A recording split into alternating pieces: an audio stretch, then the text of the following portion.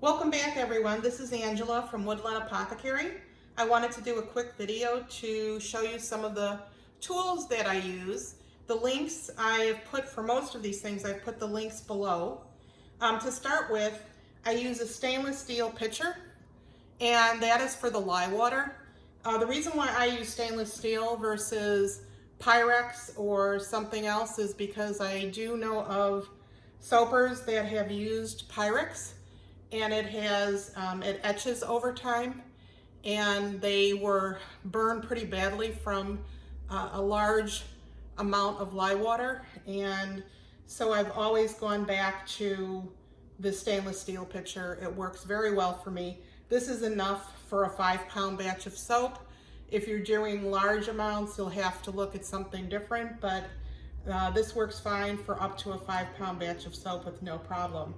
The other thing then is the strainer. So if I put my ice in here, and then my lye on top of it, and then I put a little bit of the silk, I do need a way to strain it out. So when I'm pouring, I use just a strainer. Most of this you can get on Amazon or at a local kitchen store. So that works quite well. The other thing I use for lye safety is I wear glasses. So instead of using safety goggles, I use this bio mask. Again, the link is below, and it works quite well. It's very effective. The other reason why I use it is when you're wearing safety goggles, your face is not protected. So if lye would happen to splash, you can still get a splash on your face. But with the bio mask, that pretty much prevents that. The next is my thermometer. There's various ones to use, but this one has worked well for me. It'll take a reading of something, and you can do it in Fahrenheit, Celsius. So it just it is a great tool. You need to make sure that your lye water and your oils at what temperature they're at. I know there are different methods where you don't have to do temperatures so much, but for cold process, the way I do it in kind of the traditional cold process method, I do use my thermometer. The next is the spatulas. I use two.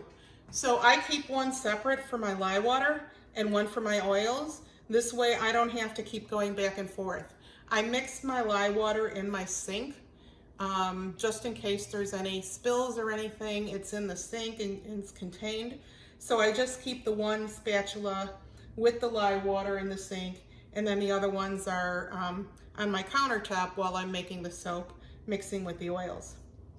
The next thing is my KD 8000 scale. I have actually had this since 2007. It's kind of seen its better days, but it works quite well. I started out with it in culinary school, and as I got into soaping, it's been a workhorse for that, and it does both grams as well as ounces, which is what I use, or pounds. It does everything. So it's quite sturdy. It's by My Way. It seems to be popular among soapers as well. So it's something you might want to look into. You can pick it up on Amazon as well.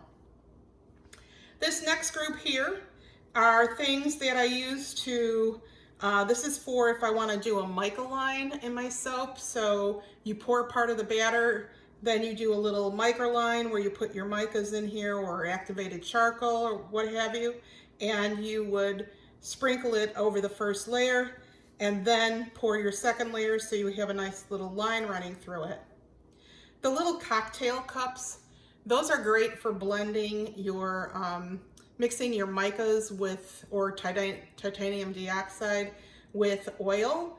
A lot of soapers will put that into a little small pitcher that they're going to use to, and I have them here actually. One of these little pitchers, we'll put the micas or that right in the bottom, and then mix the oils on top of that with that. However, I found that to make sure that I get everything mixed together well, I make sure I mix my micas separately, and then pour that on top of the batter, the soap batter, when I put it into my pitcher first, and then mix it in. And I get a creamier, nicer product with it, make sure that there's no lumps. These next things are, I'll use this to spoon out my micas into the cups. And then I use the little whisk to just whisk that together to make sure everything is blended. And the little spatula I use to remove it and pour it into the little pitchers.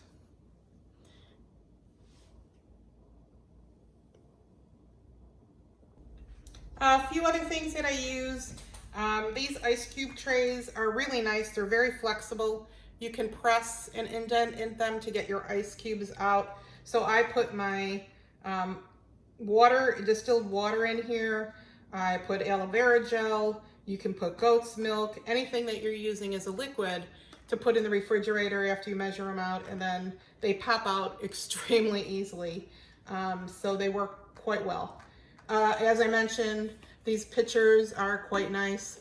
If you are making bigger batches, of course, you need something that's probably a little bit more, has a little bit more depth to them, so you can get everything in there. This measuring, I just found this actually. Previously, I was using these little little measuring cups, and they have, if you can see that, they have measurements in them, and they go up to 2 ounces. But the problem was when I was mixing my kaolin clay in with my fragrance oil, it was really starting to come over the top. So I switched to this 4-ounce measuring cup, and that allowed me to put in the 2 ounces of fragrance oil that I need for a 5-pound batch, plus the kaolin clay, and I have no problem. And I use that little whisk again to actually stir that up, make sure that everything's combined. But it works very effectively. These are tools that I use to work with my tops. So you can take a chopstick and do a swirl. The same thing with the bottom of the spoon is nice and thin. Anything that's thin works quite well. I got from one of the vendors when I bought something. I'm not even sure where, but I think you can probably find them online. But I will make divots and make a line across with this with my soap tops. The same thing with the fork. You can fork it, or you can use a spoon. If you don't have one of these, you can certainly use a spoon as well to make patterns on the top. This is really nice because what I do is I'll make a lot of my own blends, essential oil or fragrance oil blends, and I'll always make more. So then I use this little funnel to put inside of a bottle, an amber bottle, and then I can pour that in what's left into the amber bottle, and the funnel works really well for that. This is my rubbing alcohol. I just need a small amount while I'm working, so I put it in one of these little spritzers. Again, that works pretty well. This is my Cuisinart. You see the pink Cuisinart? I've had that for years. It has worked very well for me. I did burn out a couple of them in the past, but the Cuisinart seems to work. I really like it because if you can see, the button here to press is on the side and not on the top. And for some reason, that seems to be easier for me personally. So I've stuck with the Cuisinart brand, but any solid immersion blender is going to work for you. The cup you see here, I like to, keep my space where I can take off the top of the immersion blender and then put the actual staff in here into this bowl while I'm not using it, because then any soap that's on it will drip into a bowl. So I found these little, I think they're kind of a Pyrex type cup. So I just put that on my counter and stand it like that.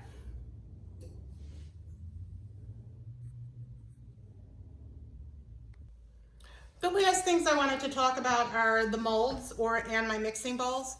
So I found these are actually Cuisinart as well. It's a set of 3, really, but I don't use the smallest one.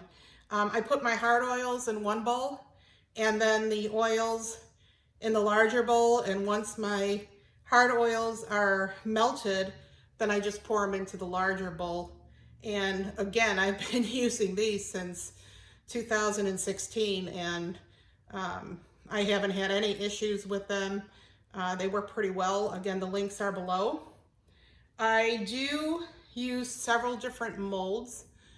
So I have acrylic molds, and then I found this on Amazon, a tall and skinny mold that I really like the product that I have coming out of here. It unmolds quite easily. It has 2 holes on the bottom to be able to take the liner out without any issues. And that's tall and skinny. I think that's the 5-pound mold right here. I get about 15 bars out of that mold. And truthfully, it was less than $50. I think it was like $49. I do prefer acrylic molds. I have quite a few of these. There used to be a vendor in the past who has retired, but now Custom Craft Tools, this one is from Custom Craft Tools. They make them and there is no leakage. They work really well. I do believe they make a liner and a lid for these as well. This does come with a lid if you want to use a lid. I never gel my soap, so I don't use that, but these are easy to take apart. There's just a couple of screws. They wash up beautifully, and I just like the fact that I can see the soap as it is working to make sure that everything is, you know, while it's curing and solidifying to make sure that there's no issues. So I do prefer the acrylic molds, and in my opinion, it's worth the extra money for these, but this is a nice mold to get if you're looking for something else. I also tend to have different formulas where I know how many ounces in each mold that I have. I have an Excel spreadsheet, and so everything is measured out by how much I have. If I know I want to add a little extra, I already have that built in, excuse me, I already have that built into my formulas, and then I'll just buy some type of a mold. This is one of them. I have various molds, different shapes. I have some single molds as well, so I can pour the extra batter in there. And what I do is use these. These sometimes are good for samples. They're also good for travel size, if I want to make a travel size soap as well as the bar soap. So again, you can do different things with that and just get creative as much as you like to see what you need. So this is the basic equipment that I use on a regular basis. And again, I'm putting all the links down below in each of the videos so you can have that. And the only other thing that I use that's not here,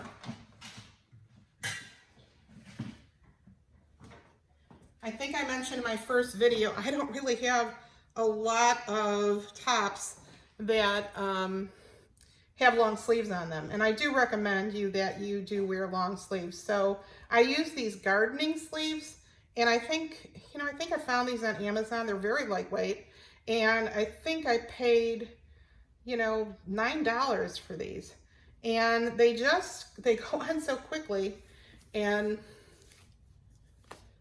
they have this little thumb hole, and then you just pull them up, and so you're protected. So this is something that can be used if you're looking for something and don't want to run around and change your clothes, that you can have long sleeves for that. So that again is the basic equipment that I use, and I hope you enjoyed this video.